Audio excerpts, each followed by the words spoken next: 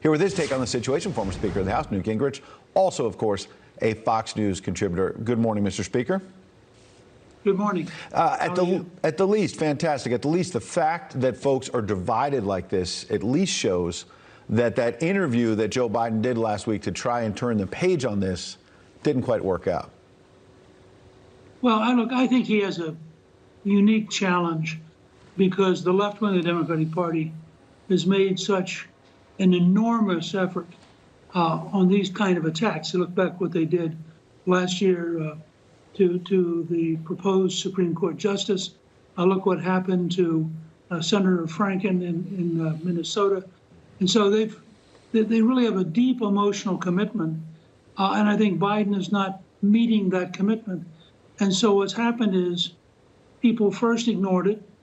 Then people on the left began to write about it. And then as they listened to themselves, they began to get more upset about it. So they've been writing more about it. And in a sense, he's caught in a trap. My good friend Claire Berlinski wrote a blog recently talking about the age of hysteria and said, we're faced with enormous challenges in terms of the Chinese, coronavirus, the economy, and we're trapped into this kind of endless repetitive news cycle.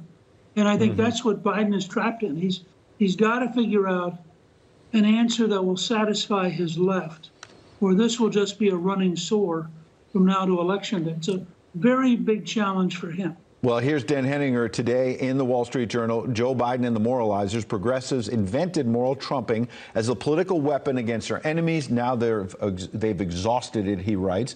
The Biden episode suggests that political moralism is losing its punch. Other than the Democrats downloading pro forma support for Mr. Biden in hope of getting the vice presidential nomination, hardly anyone cares one way or the other about his guilt or innocence or his accuser. In fact, Mr. Speaker, you're seeing some on the left saying, I kind of believe that maybe Tara Reade is telling the truth, but I don't care because I want Joe Biden to beat Donald Trump. I thought the letter by the reporter who helped found Politico to the New York Times that basically said, I don't want an investigation, I want a coronation. The only thing I care about is beating Trump. Please don't report anything negative about Joe Biden. I thought that was the most honest reporter on the left that I've seen in a long time because he laid it all out.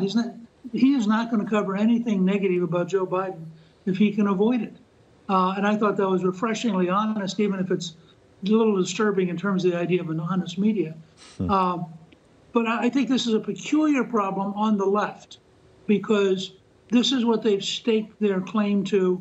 And it's a little bit like Savonarola in Florence in the Middle Ages. You start establishing a standard that's impossible, and then you find yourself caught up in your own standard. And then suddenly the crowd starts to turn on you. And I think now the Democrats have a very significant challenge ahead of them. Biden has got to find an answer. And part of it's going to be he's going to have to release documents.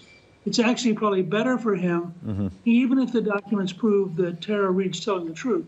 It's probably better for him to get him out in the open now rather than have this drip, drip, drip attack for the entire rest of the spring and summer. Real quickly, Dr. Bill Bennett was on Special Report last night suggesting he thinks there's a 50-50 chance that Biden won't even be the nominee. That follows this New York Times op-ed from the left a couple of days ago suggesting maybe Democrats should turn to a plan B. Is it too late for them to do that, though? It's impossible. Biden ran in every primary. He's won millions and millions of votes. The only person who could plausibly replace him is Bernie Sanders, who ran in every primary and won millions and millions of votes. The idea that somebody who's not contested, not attempted it, not been out there, not won a single vote, is going to somehow be imposed on the party? By who? I mean, what magic secret group is going to do this?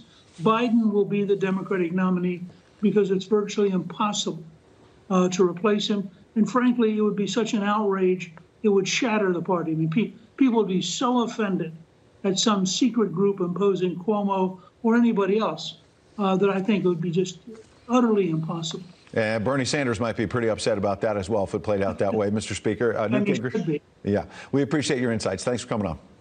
Thanks.